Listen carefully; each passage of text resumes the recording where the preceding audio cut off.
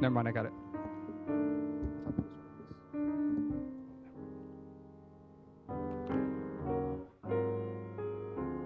How's everybody doing? Thank you all for coming. We'll start with webcast. Webcast is going. All right, so we'll get started. Welcome everyone to what is the 16th Storm Seminar Series.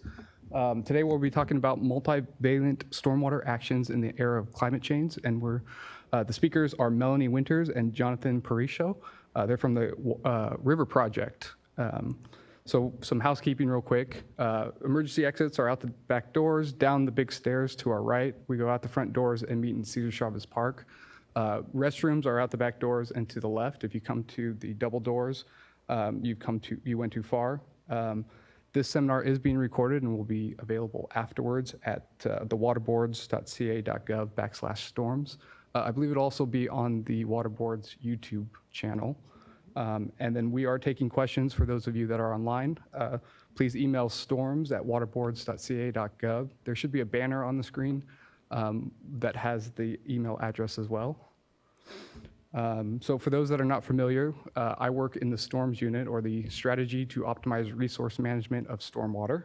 Our mission is to lead the evolution of stormwater and to advance the perspective that stormwater is a valuable resource. And we host these Storm Seminar Series as an open forum to feature new research, technology, policies, and news relating to stormwater. So with that, please help me welcome Melanie. All right, let's see if I can get this. Good morning. I'm Melanie Winter. I'm the founder and director of a small nonprofit in Los Angeles called the River Project. We've been around for about 2 decades. And you'll meet Jonathan Parisho here in a minute, who is a key part of our team. We've been working on what we describe as the intersection of water, land use, and climate change for about 20 years. And we want to talk today about where we see ourselves in this current situation. Immediately, I kind of want to put out there that 2 things. Multivalent. Did anybody in the room look it up or say you're using it wrong? We wanted to bring a new word to the table that is to get your attention in a sense, because multi-benefit is tired, and we've been applying it in ways that mean you get a bike path and a tree. And too often that's not advancing the objectives. So we wanted to discuss this in a way that can communicate how much more important it is to be much more robust in our perceptions of what multi-objective and multi-benefit mean, especially today. So that's the first thing. Second thing is, yes, my tooth fell out. So I'm just gonna let it go and smile. All right, I have the clicker, right? So we're gonna talk about challenges. We're gonna talk about nature-based solutions and how those are relevant today.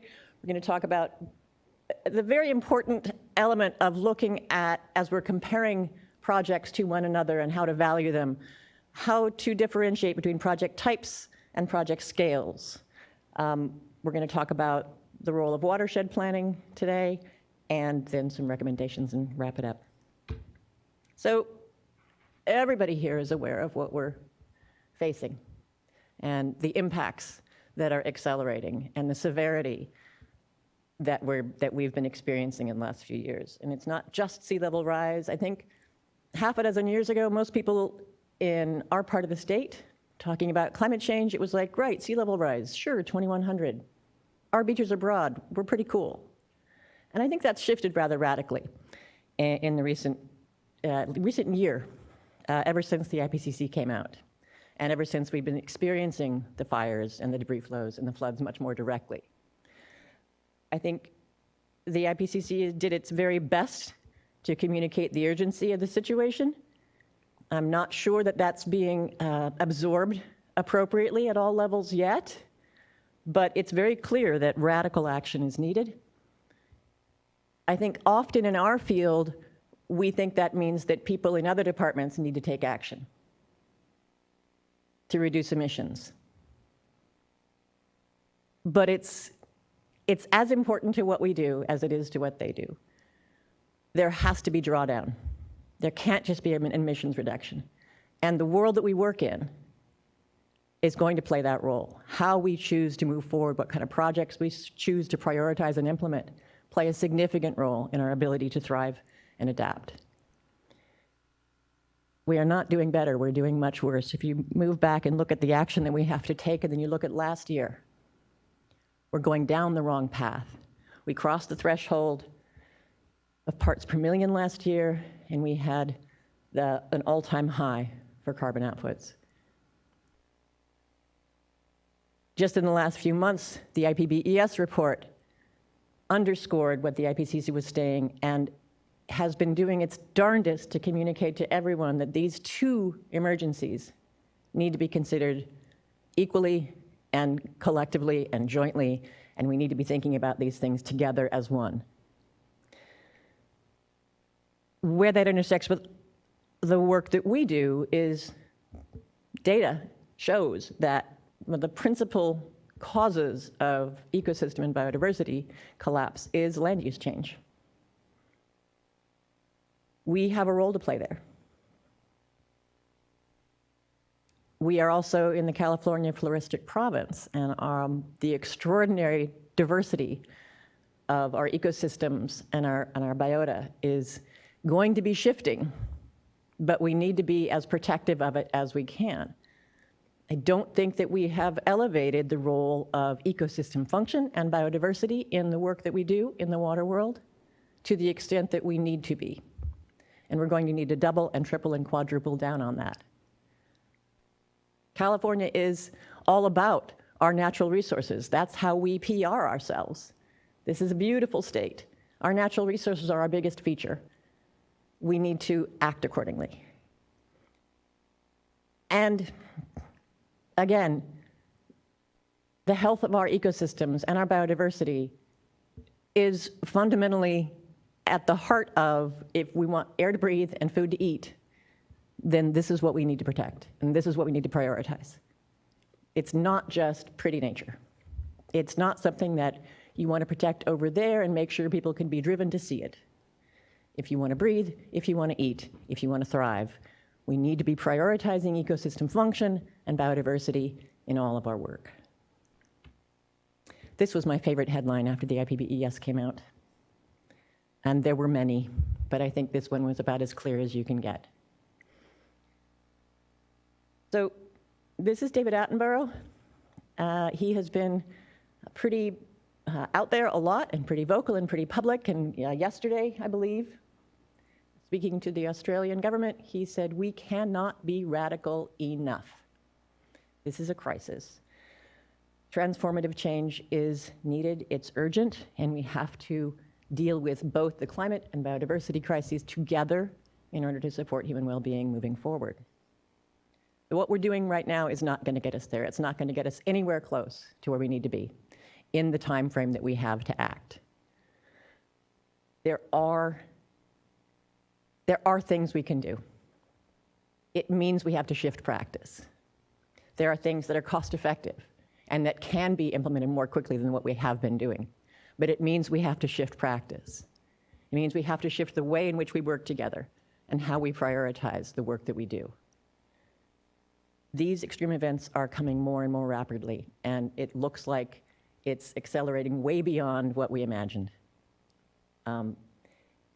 The challenge for us, outside of what we've been saying to each other for 2 decades, get out of your silos, and we still haven't gotten out of our silos. The challenge for us is we're going to need to be working with nature-based solutions and prioritizing ecosystem function. And nature is complicated and perceived by many as messy and uncomfortable. We've designed cities to get rid of the messiness, to be much cleaner, to be much more predictable. We have to get over that desire.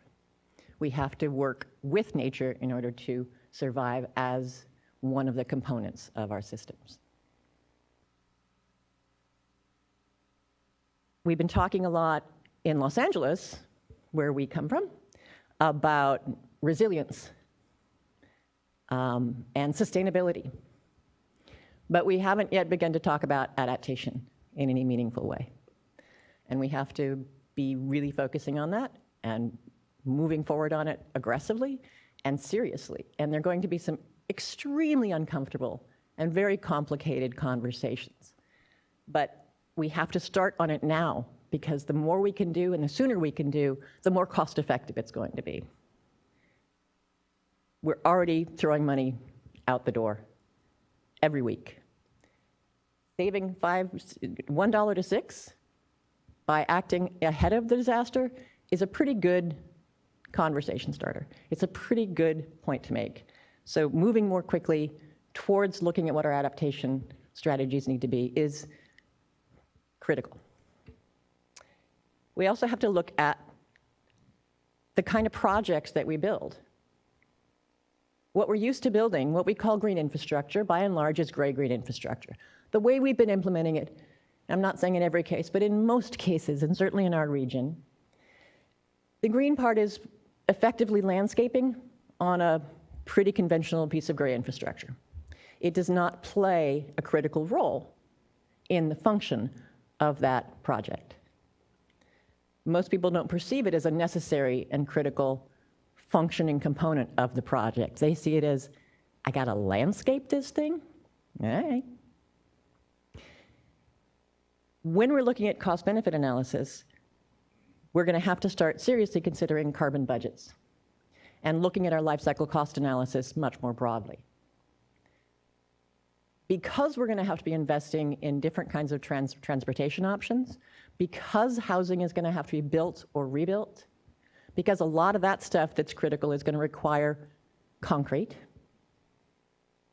that's pretty much gonna eat up our carbon budget. I know that in Los Angeles, we have not considered the carbon costs of our transportation and our housing construction projects in our carbon budgeting, in what theoretical carbon budgeting we've done so far. I don't know anybody who has. I would love to see who has so we can all start modeling best practices. But this is a reality. So that, in the work that we do, leads us to think, all right, then maybe we really have, if we're going to deploy concrete in sort of traditional 20th century practice, it needs to be most necessary and minimal. Most of our work is going to have to rely on nature to do the work for us. In the urban environment, the argument has been, we don't have the space for it. We may not have the space today, but we're going to have the space after the next storm, one way or another. Getting out in front of that is critical. Where our priorities lie is critical. Being mindful of those data points on pre-disaster expenditures versus post-adaptive expenditures is critical. So when we're looking at life cycle costs of a project, we have to be thinking about more factors, right? So they're listed up there, and the stats on concrete are listed up there. It's pretty staggering. It's only behind the fossil fuel industry and transportation as the largest contributor. So thinking about that, how we do quote-unquote green infrastructure. And I think that's why the conversation has shifted to nature-based solutions rather than green infrastructure, because it's difficult to start to redefine what you already understand to be something called green infrastructure. So maybe we should stop even using it and just move towards nature-based solutions. Carbon budgeting is critical. So the cost and the life cycle cost analysis of projects that we propose, and whether or not they're a net negative or a net positive. And in the work that we do, the vast, vast majority of it should be net positive. That's not to say that things like the infrastructure that needs to be the delivery pipes and things like that that are going to need to be steel and concrete account for that as well. So anything that we're doing on the stormwater side above ground, we can't be contributing to that. So where does that leave us? Looking at the benefits. We've looked at some of those critical cost factors. Now look at the list of benefits. And this is why we use multivalent. Again, how we've actually deployed green infrastructure is not so green. How we've actually done cost-benefit analysis are not accounting for full costs and are certainly not requiring a robust enough list of benefits. When you begin to look at the benefits of deploying the more nature-based solutions, when you start to think about, as we fund things, is it meeting our criteria? What's the project score? We can't be thinking about, you get all 5 points because you've got a tree and a bike path. If we're going to successfully adapt with the projects that we do to sequester carbon, for drawdown, to provide for public health and safety and well-being, we have to be requiring a much fuller list of benefits because those benefits are real. Turn it to Jonathan now. Hello, good morning. We always recommend looking at definitions and terms and being really clear about exactly what you're talking about. So here are a couple of definitions from the UN Water Assessment Program on nature-based solutions, basically honing in on talking about focus on soil, on biota, as well as the inert forces that we're looking at with different kinds of project types. And this might go a little bit beyond what some people traditionally think of when they think of infrastructure. It surprises many people in our region that the San Gabriel Mountains were actually established for water conservation purposes. A lot of the actions that many of the natural services have been providing to us for quite some time, we take for granted or just assume it's on the side. And in the installations that we do, we typically think of them as just being aesthetic features, even though we're counting on the water that goes through the ground that gets to our groundwater, that we're counting on the mangroves and the wetlands and the other natural forces that have been keeping this planet a home for us for all of our existence. So on this chart, which you can also see in some of our reports that we attach toward the end, you can see a breakdown of scale versus typology. A lot of the time we talk about just scale or just typology, but there is quite a spectrum in between, ranging from localized installations that are pipes and gutters and conveyance systems, to on the natural side, the unpaving, the kind of rain grading, what a lot of people think of as rain gardens, all the way to the mountains and the rivers and the floodplains, as compared with dams and spreading grounds and larger features. This isn't a weighting system of better to worse so much as a way of breaking down and comparing apples to apples of different project types and scales and the considerations that are relevant for the features. So when we're looking at the nature-based situations, we're looking at water flow through soil, we're looking at the biota, the invertebrates, the microbiology, the plant roots, opening up systems over time. All of that material also being able to sequester carbon and support a lot of that drawdown that we've been talking about. So just a few call-outs. Nature-based solutions, depending on the assessments that you're looking at, there are quite a few that look at different kinds of carbon budgets and opportunities. They assess that approximately 30%, somewhere in the range of the different assessments that have been done, can be addressed by what we consider to be nature-based solutions, including improving biomass and focusing on soil health and productivity. Healthy soil can increase water infiltration and also hold up to 20 times its weight in water, largely due to the organic composition as well as the life that is active in the soil. Globally, soils hold more than 3 times the carbon that's currently in the atmosphere. We can leverage this at a great scale across many land use types. And a diverse structure of soil, plants, and trees, not just the trees, although it's easy to start quantifying, and we're still working on different measures for being able to do this, but based on street-level assessments, can absorb more than 40% of nitrous oxide, a greenhouse gas, and 60% of particulate matter. Plants and soil are amazing filters. The soil itself is an amazing filter. By diversifying the structure, by getting that into more spaces, we can be doing a lot to deal with issues at the source and not the concentrations that we often try to consider in larger projects. So we'll talk a little bit about project types and integration. Again, that matrix is really significant in our comparing apples to apples with different project types. And here, this came from our water LA report out of 2018. We had talked with and worked with City of Los Angeles agencies, as well as a lot of local groups on different parameters for weighing different kinds of systems. And what we basically came down to is that a lot of the conventional infrastructure was pretty easy, and we're really pretty familiar with it, but it didn't reach anywhere near the benefits of what we consider the gray-green versus the nature-based solutions infrastructure.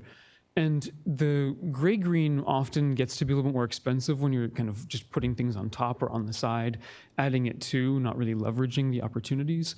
But when you start looking at the nature-based solutions themselves, when you don't add a whole lot of the underground chambers and other infrastructure, when you don't prolong the infrastructure timeline for construction, the costs go down substantially, especially for retrofits. And I'll talk a little bit more about that as well.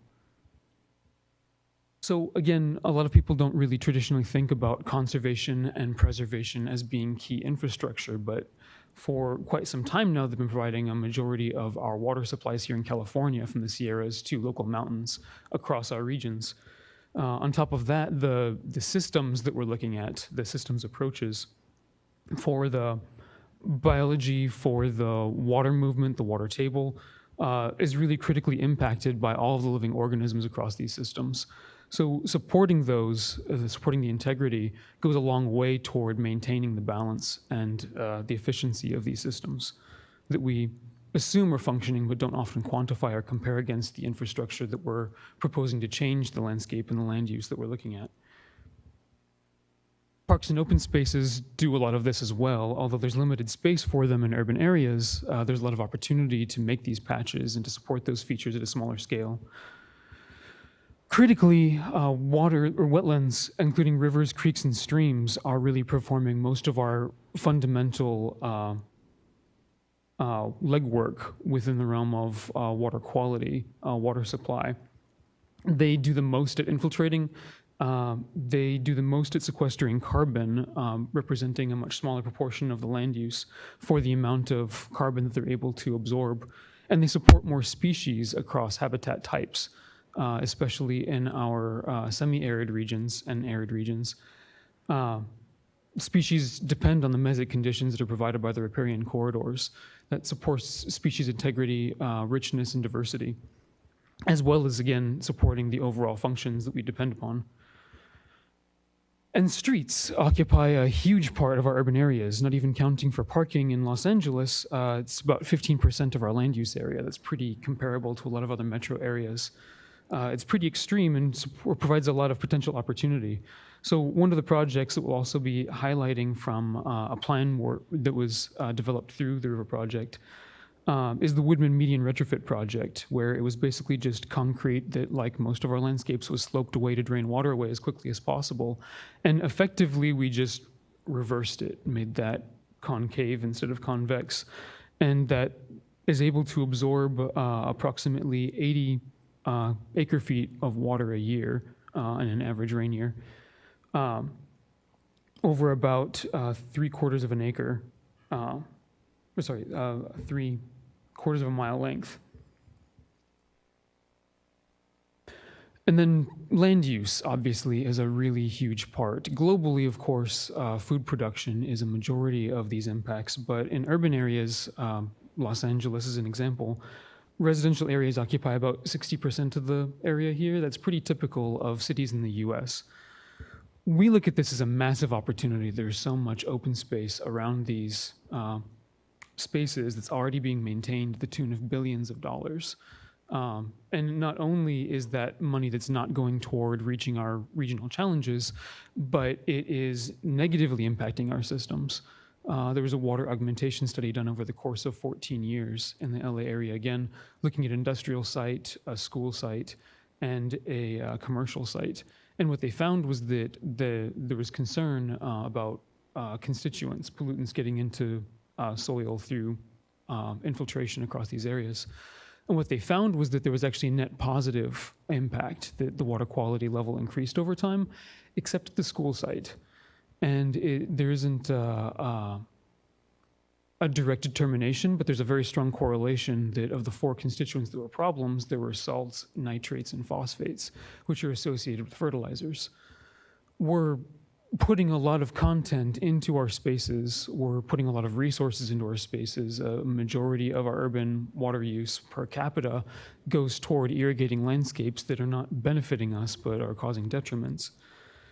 Conversely, we looked at this, and the River Project spearheaded what we call the Water LA program, looking at home retrofits, opportunities to capture, conserve, and reuse water at the parcel scale. This was done in partnership with the City of Los Angeles agencies, looking at requirements, how to make these things easier, how to help people do the best kinds of projects in the ways that make the most sense, the most bang for your buck, basically. Also working in partnership with local organizations, nonprofits, and businesses. So we run workshops, hands-on, teaching people about the relevant factors, how to assess their properties, and how to do simple installations that anybody could make or manage on their own.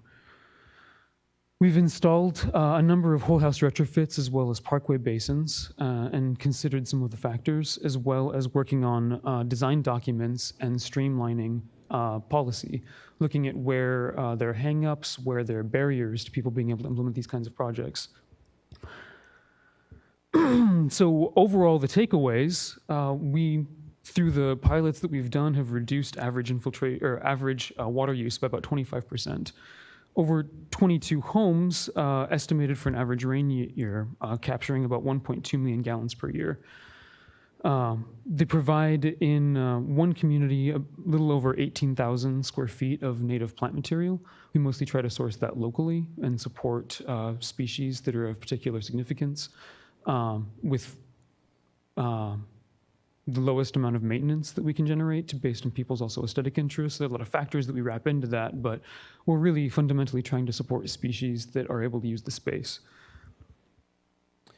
And the average home retrofit cost a little over $1,000 an acre foot over a 30-year expected lifespan, which is a pretty typical measure for project installations. And that is for labor and materials, not including the outreach and the engagement and a lot of the organization that we're doing around streamlining these kinds of projects. Even more significantly, the average parkway basin alone cost about $470 an acre foot. You can see at the bottom right there on the chart how that compares against other projects done by DWP.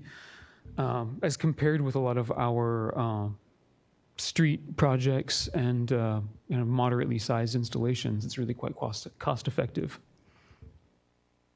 And then what people think about it. We had the benefit of having a third party do exit interviews with people after we did installations. So this isn't just what they told us, this is what they're telling other people.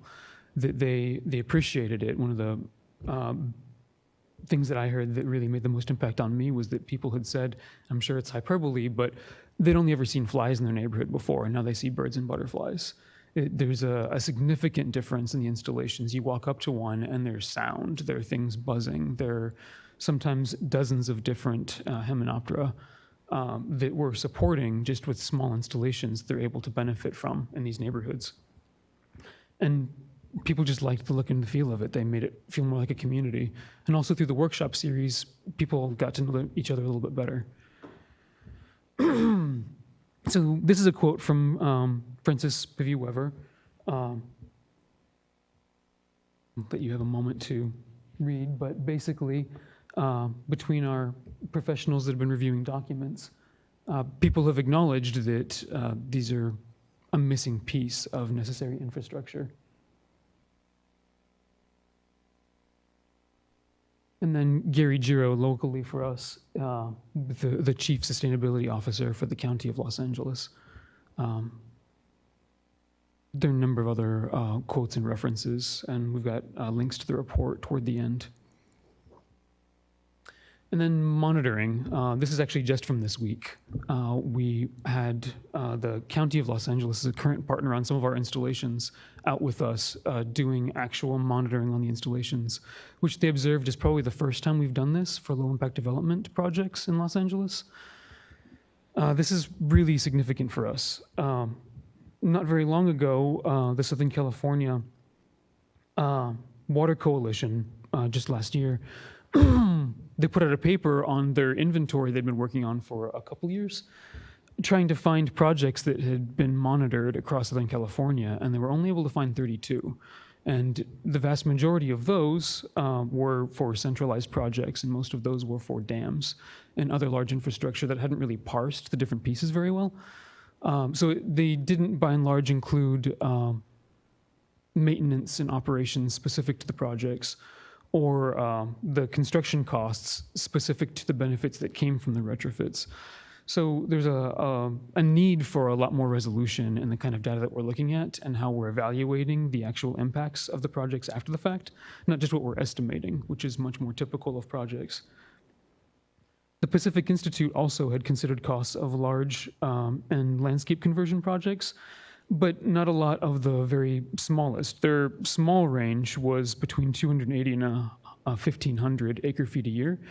Those are basically most of the projects that we have in Southern California. In the LA area, there's only one relative to Santa Fe Dam that was larger than that. So we really just don't have a lot of space for the kinds of very large projects, while they've been found to be pretty efficient, that we would be able to implement. So that's pretty significant for the way that we're evaluating possible benefits and impacts, especially at scale. This next short section comes largely out of our measuring benefits of distributed nature-based stormwater projects, which we released at request and as a corollary to that previous study that was done, because it didn't include a lot of information or external references for measuring. We include references for other major metropolitan cities, which is pretty relevant, and I do recommend taking a look. There are some really great references and numbers in there for different measures I'm going to kind of summarize here. But our main takeaways were basically that more monitoring data is needed badly. Differentiating between project scales and typologies also provides more clarity. Something that, again, is often missing is that we'll talk about green versus gray-green, or talk about distributed, or really interestingly, in the case of the Pacific Institute, they talk about small projects, but those small projects are large projects. So without really defining what it is that you're talking about, what the dimensions are, what the scale is, it's really difficult to actually see what the real benefits are for the value. We have a tendency to kind of have our highlights and takeaways, but not necessarily read the details. Evaluating project co-benefits beyond stormwater volume is also quite significant, as we also talked about. There are dozens and dozens of challenges that we have, especially in our dynamic but very volatile region.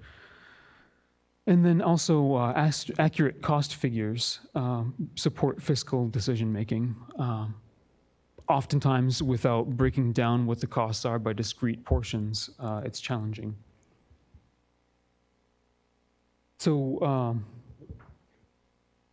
some of the points that I'll go over rather quickly are definitions of terms, need for data, topology scale, new versus retrofit, construction costs, operations and maintenance, and multiple benefits.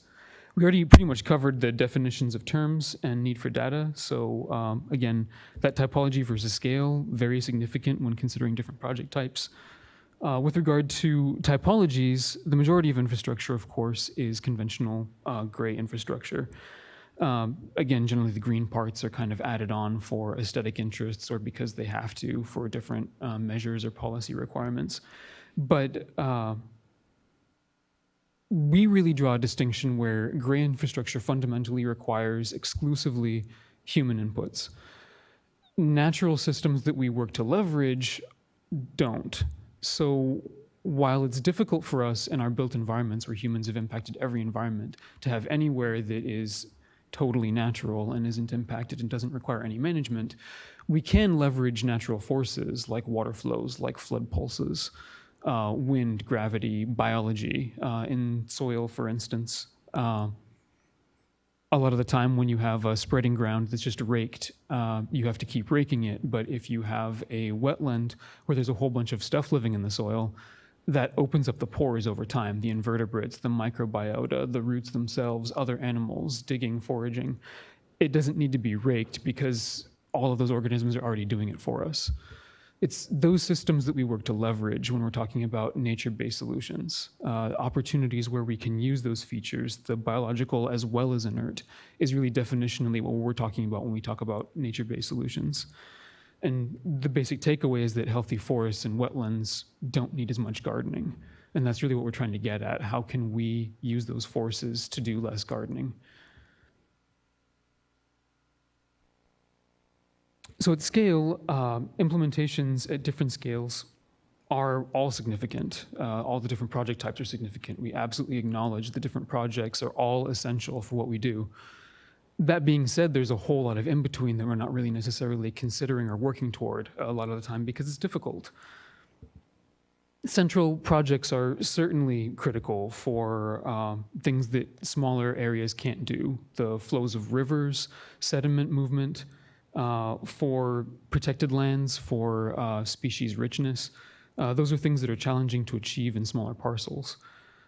Similarly, you can get a lot more impact for value with some of the largest installations, which we see in some of our dam projects across the state.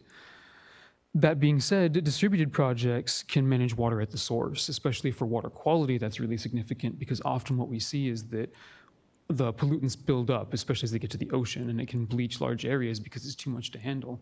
But little by little over a large area, plants' biology very effective at ameliorating polyaromatic hydrocarbons.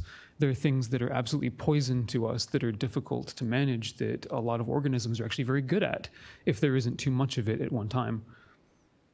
Similarly, distributed projects can also make use of limited space.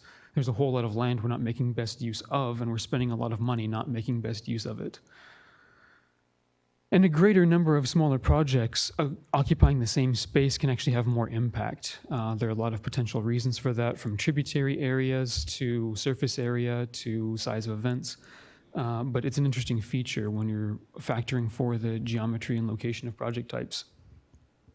And new versus retrofit, this is a pretty quick takeaway.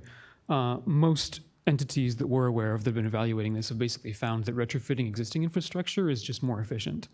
It takes less work, there's less that you're doing to get benefits, more than new projects. And then new thinking on what constitutes a retrofit can also be helpful. A lot of the time, we're already putting work into grading, into moving things around, doing a project, doing a street project. It really doesn't cost more money necessarily to do a little bit more, a little bit differently, grade it in a way that pulls water in rather than draining it off. And then construction costs, just real quick again, the most typical kinds of projects that we usually talk about are kind of in that mid-range. The Pacific Institute considered them to be their small projects when they were comparing the massive dam projects and the Sierras, for instance. But on average, they found that 280 to 1,500 acre feet a year ranged from $590 to $1,300 per acre foot. The Southern California Water Coalition, on the 32 projects they identified, found the median costs for those same scale of projects was approximately $6,900 per acre foot. And retrofitted projects comparatively were about $600 per acre foot. And that's considering both their life cycle as well as the typical operations costs, which I'll talk about here in another moment. At the same time, the Pacific Institute also evaluated that the most cost-effective by far projects were the retrofits, which they're mostly looking at turf removal. But that limited kind of grading that can also, again, just go concave versus convex, can absorb water for about the same time and money that you're doing installations. And what they evaluated was actually a negative cost as compared with the regular inputs, the maintenance. These projects of all types absolutely require maintenance, but it's different, and often it requires less inputs that are less carbon intensive and have less negative impacts.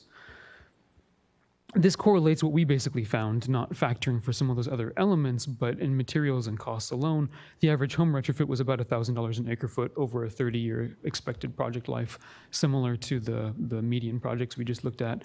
And the parkway basins alone were about $470 per acre foot. Again, depending on tributary area and aspect. And going back to that element of when you're already doing street work, the city of Portland just has a standard practice. Anytime they go out and redo a street, they incorporate water capture into it. It's just part of what they do, so the costs basically equal out with what their existing costs already were. And then with operations and maintenance, most projects significantly underrate underestimate costs. We typically see there aren't funding allocations in the first place, and then it takes a lot of work to actually run and maintain projects in general. And we don't do a very good job of parsing that out and breaking it up for the different factors for different project types. So it's really difficult for us to quantify. But the Southern California Water Coalition was basically taking off from the Integrated Regional Water Resources Plan, the 3% of capital costs. And based on that, centralized projects ranged from $5,000 to a little over $460,000 a year, with a median cost of $35,000. Comparatively, at that same rate, the water LA retrofit projects, the home retrofit projects,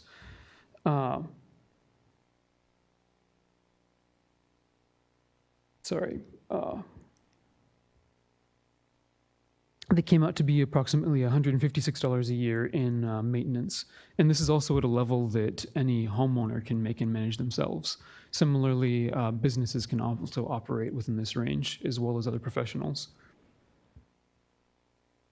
And a lot of what this comes down to is basically that the nature-based solutions, again, focusing in soil and above ground elements, are easy to access. There isn't a lot of underground apparatus that has to be dug up, has to be recreated, has to be poured again every time it needs to be maintained.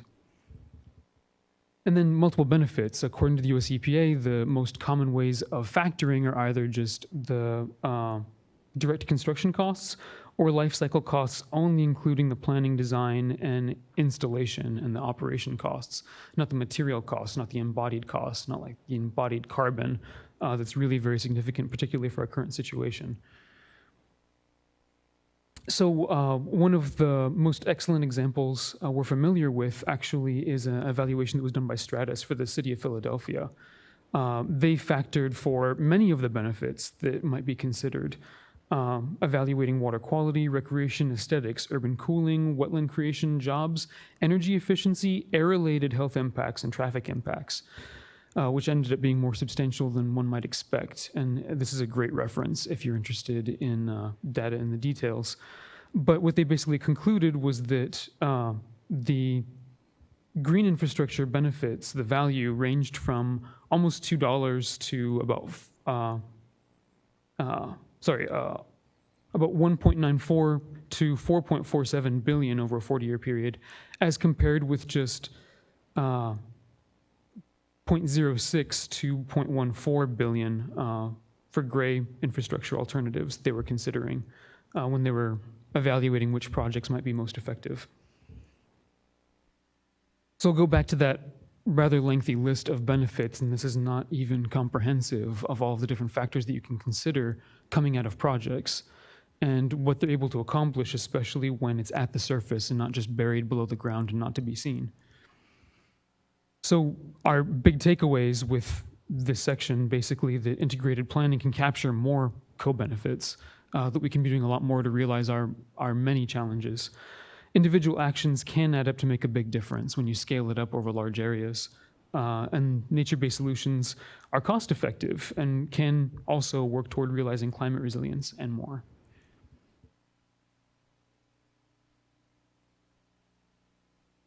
Thank you. So how do we start incorporating all of this in our planning efforts? Watershed planning, you all know the definition of watershed, I take it. Up here, I think it's a little more understood, a little more common. In Los Angeles, we're still having conversations around, should we use that word? Does anybody know what it means? And we've been having that conversation for 25 years. And I've always felt that, public agencies have the ability to educate the public on what that might mean. But we haven't taken that big step down in SoCal yet. One can continue to hope. A watershed analysis. This is critical to watershed planning, to understand how to go about this process.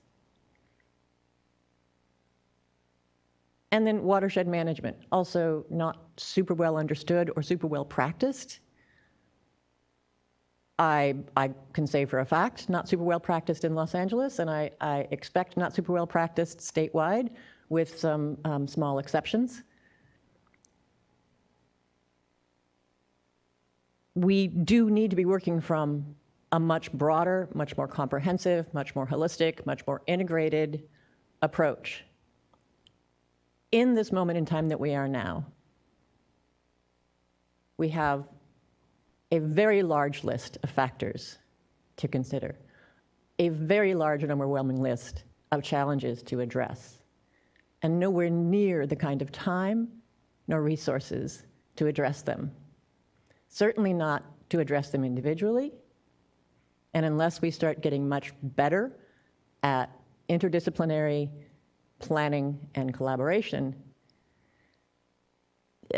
then this is the fundamental challenge that we have in front of us right now, to really embody and to work from a broad, comprehensive perspective and incorporate as many of the factors and the challenges that we have, watershed by watershed, because all of our watersheds differ in their assets and their challenges across the region. Considering these as our planning areas and considering them holistically and planning collaboratively is the challenge in front of us. We had a good start on that 20 years ago, and we had a great framework for it 20 years ago. The Cal-Fed Bay Delta Watershed Program took a very hard look at best practices for doing watershed planning. It's interesting that it's really hard to even find the program documents now, but they do exist. They're out there. We're including some references and for you and where to find them if you can't. But we were one of the recipients of a grant to do a watershed plan in Southern California. Most of the resources were here in the Bay Delta, but since we are a limiting drawdown factor of the resources up here and we do impact the Bay Delta, we were given a grant to do a watershed management plan for the Tahunga-Pacoima. In order to be able to take on that project, all of us who implemented these planning processes had to go to boot camp. And it was a week-long boot camp so that we could understand how to go about the process and what the best practices were, because they're very much outside of the way that planning had been done and the way that planning, for the most part, still is being done. Our Tahunga-Pacoima watershed plan was a plan to look at the largest subwatershed of the Los Angeles River. 225 square miles, extraordinarily diverse. Most of it is the upper San Gabriel Mountains, but the lower watershed is extremely dense, urbanized areas. Of the 37 priority projects that were published in our plan, I think we're unusual in these watershed plans across the state. We've seen 13 of those projects already completed. We have another half a dozen are to be completed in the very near future, and then another half a dozen are funded and in the planning stages. That's a pretty large number of projects that are in a planning document that actually get done. I know that a lot of you in the room are aware of plan documents that then just sort of end up sitting on the shelf until somebody comes up to do another plan 5 or 6 years later. So we're very happy about how this has been actualized, and I think a lot of it is due to how seriously we took the boot camp and the lessons that came out of that process, and how seriously we took the process that the Cal-Fed Bay Delta Watershed Program wanted you to implement these processes through. So this is our process diagram for reminding ourselves of how to do planning in order to incorporate, encapsulate as many of the challenges and as many of the possible benefits as we can at this critical point in our time, in our history. So building a diverse and broad constituency is super key.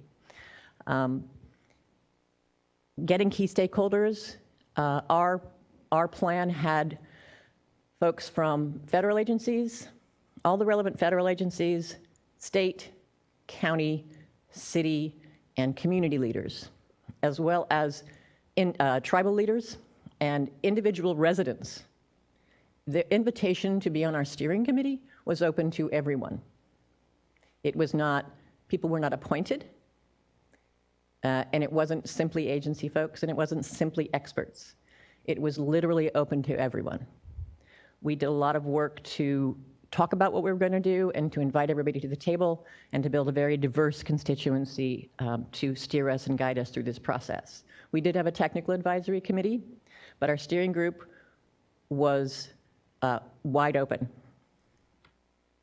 We had regularly scheduled meetings that were structured to inform everybody, and it wasn't just the experts telling the non-experts about things that they did not know. There was a lot to be learned by the experts from the local community members as well. As we went through this process, we did not just stop with the folks who had joined our steering committee. We also went out regularly into the community and worked with, in Los Angeles, we have these things called neighborhood councils. So all communities are organized geographically around their community areas, and they have neighborhood councils. We went to each neighborhood council in the watershed and worked with their planning and land use committees. We brought massive, large-scale aerial photographs of their neighborhood council area within the watershed. We talked about what our goals and objectives were, and we asked them for their input on areas in the community that could help to meet those goals and objectives, and in what way, and give us more information on that, and how do you see that happening. So a lot of the great ideas and some of the projects that have actually been implemented came directly from community members, bringing those ideas to the table. We wanted to build trust between these very diverse stakeholders at our group, so we had a practice of potluck. Every steering committee meeting, because the best time to engage the most people is not during the day, it's right after work. We moved our meetings around the watershed, so it wasn't that certain communities always had to drive to a far distance. We rotated it around the community. We always sort of took a poll on where we should go next or what the next meeting should be, and we had potluck dinner every meeting. As you know, the state will not pay for food at these meetings, and yet they're wondering why people don't get engaged. So we solve that by just taking it as, our own expense to provide the base for a potluck meal. And we had different kinds of meals every month. And with the agenda would go, we're bringing this month. You bring whatever. And people got into it. And everybody would bring an element, some sort of thing to add to that potluck meal. And of course, we had reusable plates and cups and everything. And it makes preparing for meetings a little more intense, but it built community amongst all of our stakeholders. It built trust amongst all of our stakeholders, and it made our process smoother. Another thing is having the team respond to the stakeholders truly, rather than the other way around. I'm sure all of us have been to meetings and planning processes where stakeholders are giving input and the team is like, thank you very much. And we'll park that, or we'll note that, and you don't see it realized, right? We were very clear about making sure that the team was responsive to the stakeholders. Having clear goals and objectives, and getting those clear goals and objectives through consensus. This was one of the longest, it took the longest in our plan process. It took us 6 months to get to goals and objectives. We wordsmithed the crap out of it. But we wanted, on this key point, we wanted to get as close to actual consensus as possible. Consensus process is really, really rough. Striving for it is pretty much the best you can do. But on the goals and objectives, we wanted consensus. And that meant saying things in a very precise way. Our watershed plan is probably the only one in the state that does not have a goal of improving flood control or reducing flood risk. What it instead does say is increase public safety. I think it starts by saying restore ecosystem function while improving public safety. Because that's what you're really saying. underneath all of that when you talk about flood control or flood protection. You're talking about public safety. But if we're doing that in the light of all the other goals and objectives, then you have to talk about ecosystem function. So we got super precise about our goals and objectives, and it paid off because people understood what our goals and objectives were. I often run up against a situation where someone has a high-level goal that has a common phrase in it. And if you really ask people how they interpret that common phrase, you'll get 6 or 7 different answers. And yet, this is supposed to be your shared goals and objectives document. And we need to take the time to make sure we're clear on what our goals and objectives are. Providing context at every step of the way is super important. It goes both ways.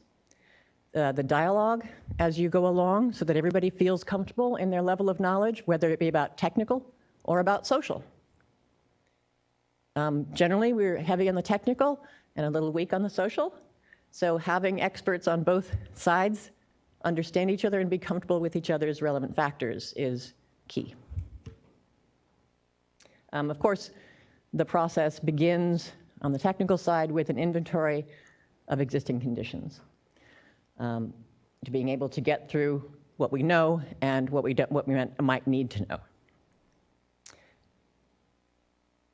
Getting to the next step of then taking it and analyzing what the state of your watershed is or the state of your planning area is the next step, and looking at trying to find projects that are going to improve that state. So high-level goals in the CalFed program were making sure that the projects you identified were equitable and affordable, durable, timely, and adaptive. And they also said implementable. But I think a lot of that gets lost as we start doing these processes. It's good to remind ourselves. And we really need to focus on supporting ecosystem function and natural system function as we identify projects.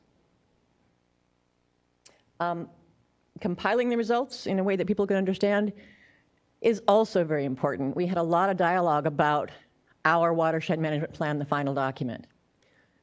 My question was, who is our intended audience? And we really did want to have the broadest possible readership. So we used an 11th grade filter. We put in quotes and anecdotes. We used a lot of graphics that may not be data graphics. We chaptered it in a way that could be accessible, that could be used by people for a long time moving forward. It was an unusual structure for a plan document, but it has persisted, this document, and as you see, it has been implemented and it has moved forward. The partnerships that were forged across agencies and with stakeholders through this process also is another good factor in the success of implementation here. So the other thing is celebrating success throughout. And it seems trivial, but it's really important. At every step of the way, making sure you're recognizing each other, making sure you're celebrating the steps, making sure that you are taking that time. It has a huge impact. And then be willing to adapt rather than just shelve the plan and start anew. Be willing to use adaptive management as you move forward with new data, as new information comes in, reviewing and adapting, keeping that alive. Leveraging existing work before investing in something wholly new.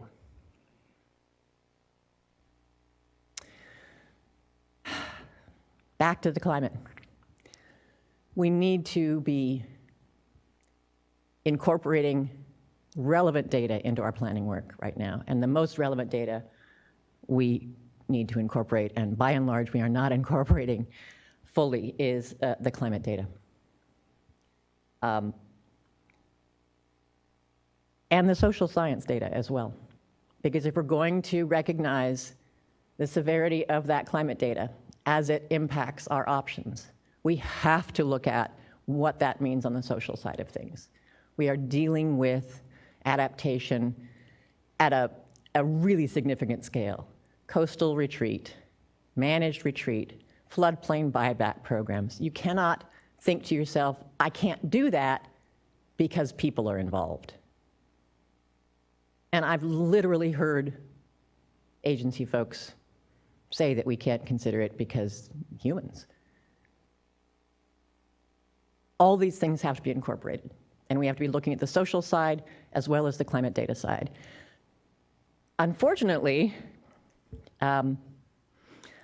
we're planning in Los Angeles 2 major planning efforts that do not have the most critical data we can have. We have 30-plus-year-old flood risk data. We cannot plan for river systems and tributary systems absent that data. We can't pretend it's not relevant. That's happening in a lot of places, be it for planning for water bodies or other kinds of planning. If we're not factoring in that we are looking at longer drought periods and what the impacts of that are going to be, and much larger storm events and what the impacts of that are going to be on all the work we do, then there is no point in pretending that the work we're doing, similar to the work we've been doing, has any value. And this is a massive challenge, and it's an existential challenge for everybody working in the field, because it's hard to shift practice. But we must shift practice, and we must be recognizing the most critical data in front of us right now, and that is, in large measure, data that is missing or hasn't been incorporated or needs to be considered. And understanding the importance of that before proceeding along a plan that may have a schedule or may have a deliverable, recognizing the importance of that data that may be missing before proceeding to continue through your budget and your schedule. This is a critical moment in time. And those things can't be ignored, because then you have a plan that's going to create projects, and we're going to invest in things that may likely not survive and be durable, or be relevant, or be useful. So again, remembering that pre-disaster investments are going to save us. Thinking in terms of real estate values of today as a limiting factor. Looking at the data and the information that's coming out of the reinsurance industry globally, the real estate industry globally, understanding how dynamic that is right now, figuring out what our priorities are, considering those factors in our planning efforts, crucial.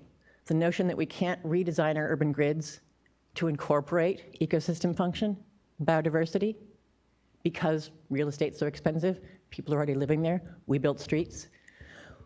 We built that less than 100 years ago, by and large.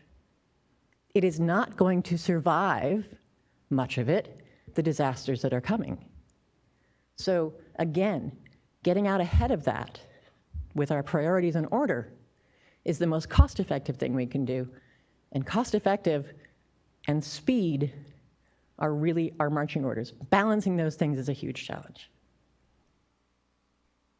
So, transformative change. And as Sir Richard Attenborough said, we can't be radical enough, right?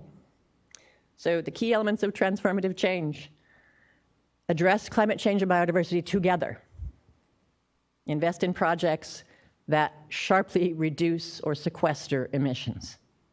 Do not invest in projects that increase emissions or fail to sequester or reduce them. Take the direct and indirect drivers of biodiversity loss into account. Replicate and scale successful projects and policies. Coordinate, integrate, cross-sectoral practice. So super key. Inclusive, cross-disciplinary, cross-sectoral, collaborative processes and structures. This is not how we've been doing things. These are the key takeaways for a habitable future for us as species. And we want to direct you to a couple of documents that we produced on the parcel scale nature-based work, our Water LA report, and on measuring the benefits of distributed nature-based, that typology and scale comparison when you're looking at value. Both of those are available on our website. And the references throughout the presentation here are in our presentation, which I understand will be available for download as well later, yeah? Okay. Last slide. Questions?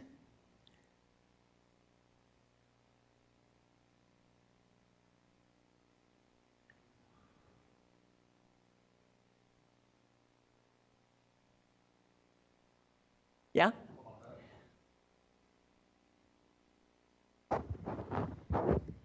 Earlier, you were talking about measuring benefits, and in particular for that, where you did 22 homes and you tried to retrofit them for better water and probably did some landscaping stuff.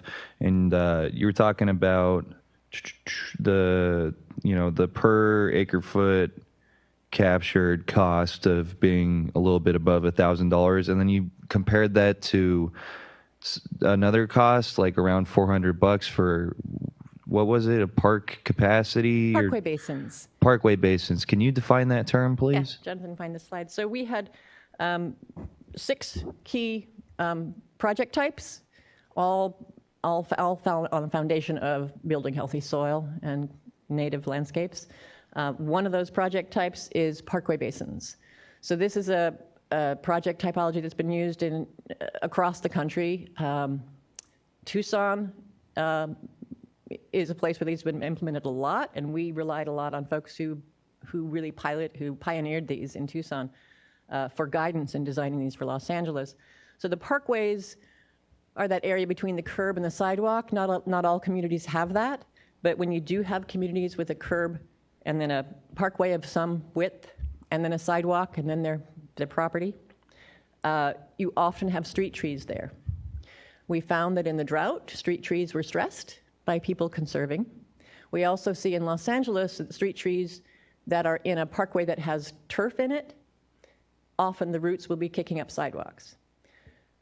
We also are looking at the, managing stormwater on site in a distributed way as much as possible. So if you do a curb cut and then allow the stormwater to take a detour into a parkway basin, then you're going to be reducing peak flow of certain storm events. You're going to be bringing polluted stormwater into a healthy soil system that can remediate it throughout the entire system, so those pollutants aren't aggregating as they go downstream. You are, in many cases, recharging local groundwater basins. You are continuing to build healthy trees and plant assemblages that are going to sequester carbon, that are going to provide community cooling, that are going to allow those trees to thrive and survive without having to have potable water inputs. It sort of checks every potential box that you could want from a small scale, super easy, low cost, low carbon project. Yeah. Yes. You mentioned a 30-year expected life cycle for the home retrofits. Yeah. And I'm curious if there was some sort of mechanism, like an agreement that was signed with the homeowners to kind of ensure or protect your investment in the retrofit over that 30-year time frame, and if so, what that looked like and how you incentivized the homeowners to make it worth their while to kind of take that risk and agree to whatever those terms were. Right. So we didn't require 30 years. That's a big commitment. But we did require them to steward them for 3. Was it 3 years? 3 years. Because it was the first time out the gate. Our homeowners were all self-selected. We didn't choose a neighborhood and say, you're on board. We chose a community and went out and talked in the community about what we wanted to do. People self-selected based on a wide variety of reasons. One of them said she didn't want to see her Volkswagen floating down the street like she did in the last big storm. Somebody else wanted to make sure the kids could cross the street safely to get to school in a storm. Others had stopped watering their landscapes due to the drought. They wanted to see something beautiful again. Others wanted to save money on their water bills. A lot of different reasons for people getting involved. Everybody chose their own suite of projects. Everybody had to attend all the hands-on workshops. Everybody gave us access to their water bills. There was a long list of commitments that were made from people, and that helped us to ensure that there was some significant measure of buy-in. And one of those things was stewarding the project for at least 3 years. it was our first pilot. What we'd like to continue to do is have the conversations as we begin to be able to value these retrofits appropriately and the value they have to municipalities in terms of TMDL compliance, in terms of building local water resources, in terms of community cooling, in terms of biodiversity, is to be able to offer other incentives for homeowners, is to be able to tie maintenance of those projects to ongoing incentives or tax rebates, is to be able to tie the project's viability when you sell the house, transfer that responsibility over. Those are sort of the next steps as we move through this. We have an opportunity to do that in Los Angeles County because of Measure W. These conversations are ongoing.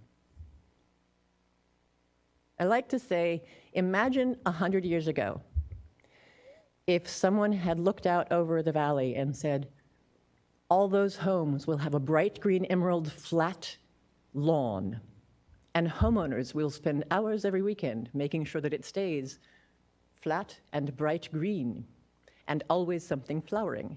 People would have looked at you like you were completely insane. How are you going to convince people to spend that kind of time and that kind of effort and that kind of money in something that 100 years ago they would have said had no value, and they would have been right. And yet look what happened with social pressure. Given our priorities and the exigencies that we're faced with right now, getting this to scale, getting that 3.5% tipping point is one of the most important things we can do to turn that practice around. Yeah. So when it comes to inclusivity or equity, do you have any examples of maybe some, I mean, even for these smaller scale decentralized projects, but probably a little bit larger sized projects where you've engaged like the local community with public works in terms of like job opportunities, perhaps in economically disadvantaged areas? Yeah. So the fun thing is we've seen, as we were doing our first pilot, a lot of the youth from the community saw what was going on, and they were like, hey, you got anything for me? Is this something I can do? Because working outdoors and working in nature and addressing these things is like, if that could be a job, I'm all in. And we were able to bring some folks from some of the youth from the community in to assist in some of the work we were doing. We were also doing the Woodman median right there, and we were doing some maintenance. We brought some folks in to work alongside of us as we did that. It's one of the things that sort of pushed us to develop a proposal that's in the Water LA report about the critical role that stewardship of nature is going to take in, from right now forward. Comparing that to what trade school was like for older people. When we were in middle school, everybody had to start to learn a trade, and you had the option of going off into trade school or community college to learn a trade when we used to repair things. This is that corollary now, getting that curriculum into the community college district so that this is not a niche, super professional, re-education, but it is from high school, community college on, learning how to design, site, implement, steward nature-based solutions, where those stewards can be community-based, where you can see what the impacts are, where you can be a community-based stewardship. This is the goal, is to have, we always talk about local hire. We want permanent local hire, stewardship, doing this kind of nature-based work, facilitating this community work, moving it forward. And I think our proposal, the way forward on that is to make it a community college curricula so that it can be affordable and accessible to everyone. It's not something that you have to go to on a weekend, pay an exorbitant price for. It's community college, which many people can get for their first couple of years for free. It's accessible to people who are already working. So the proposal is to move that forward. We really see the stewardship and the continuation of this as best coming from local communities, and the desire to engage in that as a job is in every community we've been to.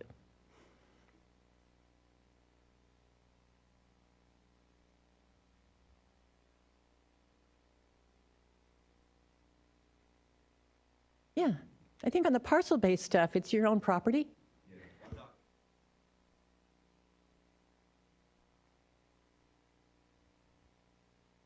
Mhm. Right.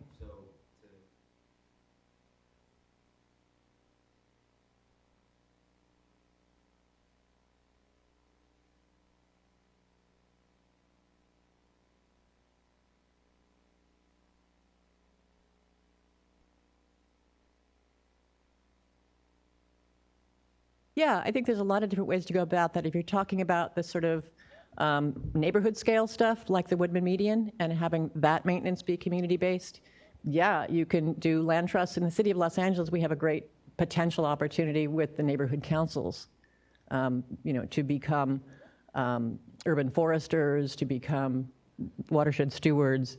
There's a lot of potential ways to structure that beneficially with support from city, county, local government. It is more cost-effective than O&M on the traditional work anyway. Having that local stewardship is great because you're on the ground in the community. You can see what's happening to the projects more clearly. You understand directly what the benefits of a healthy functioning system are as opposed to from somewhere else. You are directly experiencing the benefits or the challenges that project is undergoing. So having those local community stewards is absolutely a vision that we have and we're in conversation about.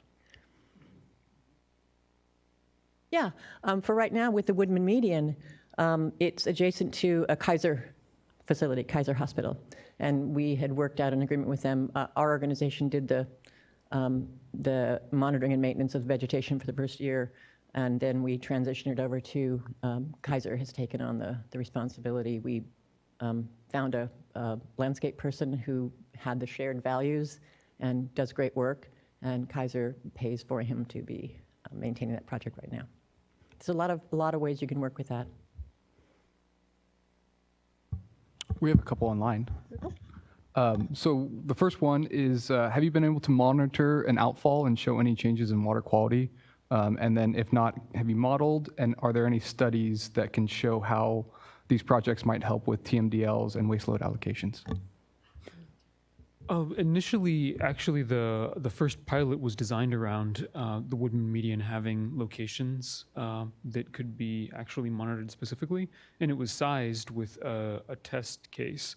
Unfortunately, the median didn't go forward in the same schedule, and there were some hiccups with the implementation. But after the fact, that was modeled, and that's included in the 2018 Water LA report, which we referenced there at the end.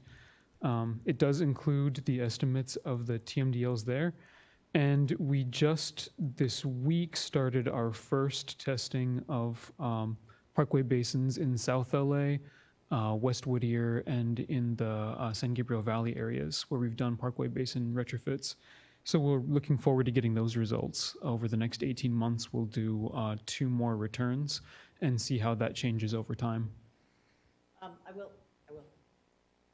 will add to that. Most of the work we've been doing for TMDL compliance in Los Angeles has not been monitored at all. We use the same modeling that the City of Los Angeles Bureau of Sanitation has been using for all of their projects when we quantified the benefits of this with respect to water quality.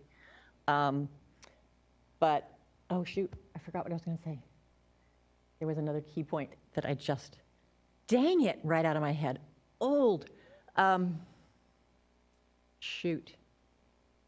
Oh, however, based on that modeling and based on conversations and based on having some of the engineers who were responsible for developing the EWIMP, the Enhanced Watershed Management programs, for the Upper Los Angeles River, where our initial pilot was, based on what results we did get, based on their visits to our project sites, they recommended and they built into the Upper Los Angeles River EWIMP for TMDLs that the parcel-based retrofits like this should be implemented at a minimum rate of 1% of total residential properties every year in order to hit our water quality targets. So this is built into their reasonable assurance analysis, the assumption that we will be transforming and retrofitting 1% of all residential properties per year in order to reach our TMDL goals. Similarly, the stormwater capture master plan that was done by the City of Los Angeles for groundwater recharge recommended a conservative transformation rate of 1.4% of all residential properties per year and an aggressive rate of 4.4% of properties per year. The County of Los Angeles's Basin Study for Conservation, so you've got 3 plans: water quality, groundwater recharge, and water conservation, also recommended a rate of transformation of residential properties to begin immediately, to be ongoing. So we've got people for groundwater recharge, water conservation, and water quality, all recommending this work moving forward for those values. I have a few more. Thank you. The first one is, can you speak to the conflict between capturing stormwater in street medians and public safety during intense storms? Do they lead to hydroplaning, or is there studies that you can point to for the public safety? We don't have specific studies on the evaluations that we've been looking at. Similar installations have been implemented for a couple decades in Tucson. Some in New York are going on almost 10 years old now.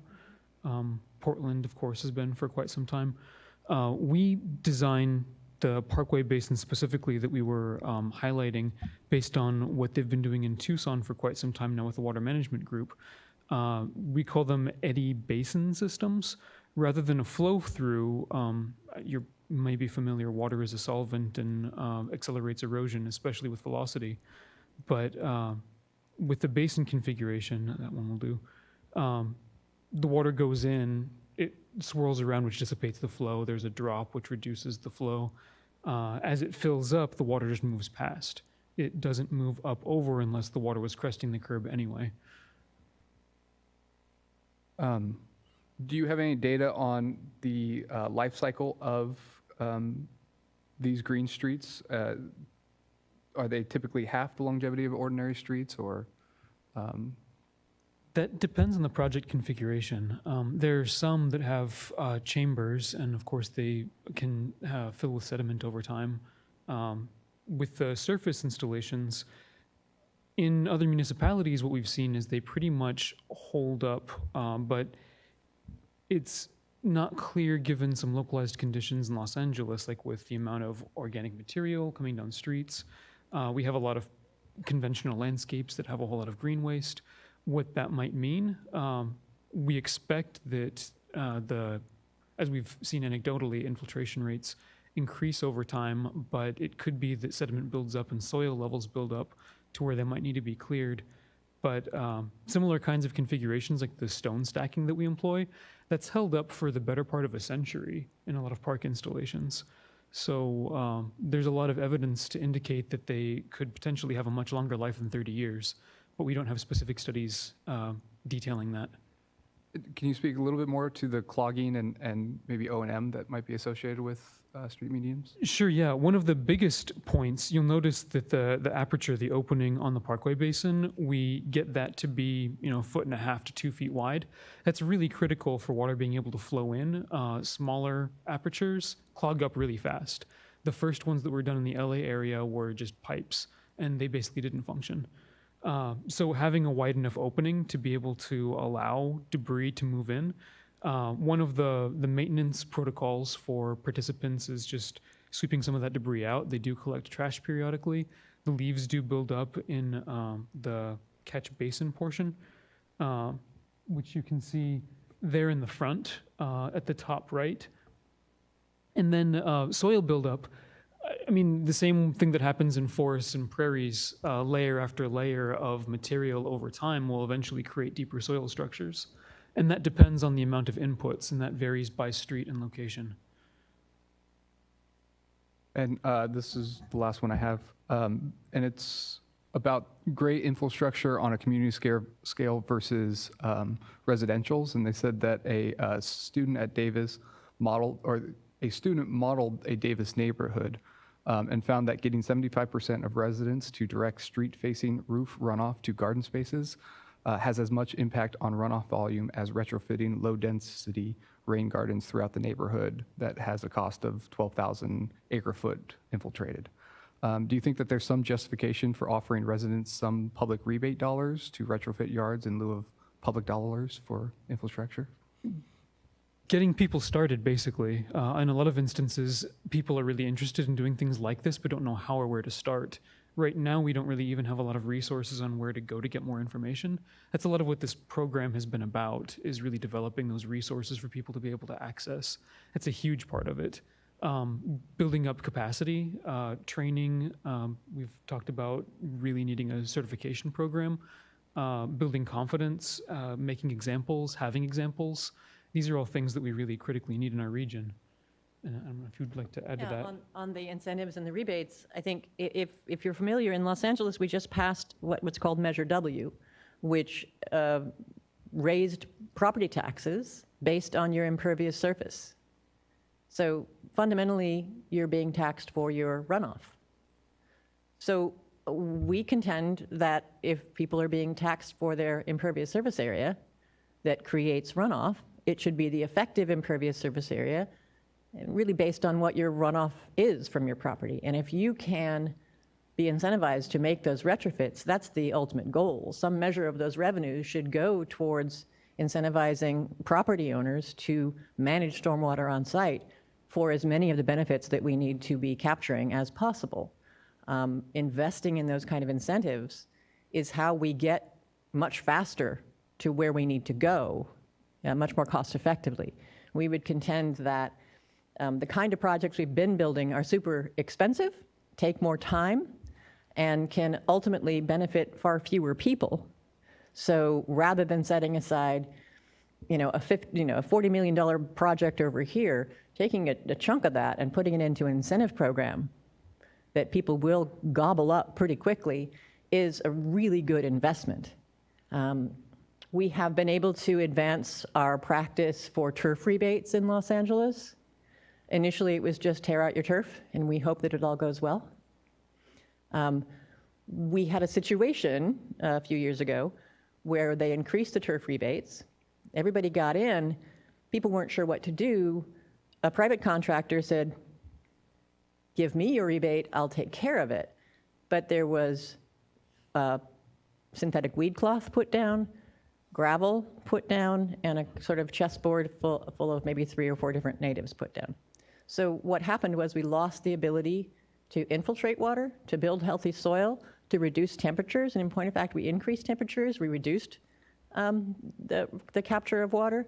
So there was a pushback from the River Project and Surfrider and others, and we worked with the Department of Water and Power to adjust the turf rebate in Los Angeles, and now you must harvest some rainwater, be it through rain grading, be it through a rain tank, be it through some combination of factors, but you can't just remove turf anymore. You can also no longer get a rebate and apply synthetic turf, and you also can no longer put down synthetic weed cloth.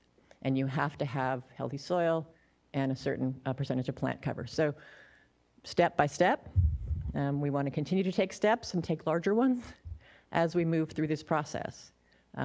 These resources need to be available to people, and that's what we're working on through this current series of partnerships with the County of Los Angeles, the Rivers and Mountains Conservancy, and Department of Water Resources, is to complete these resource guides so that they become accessible to everybody, and could also be useful as we see them as an amendment to most municipalities' low-impact development guides, which are geared towards contractors and engineers mostly.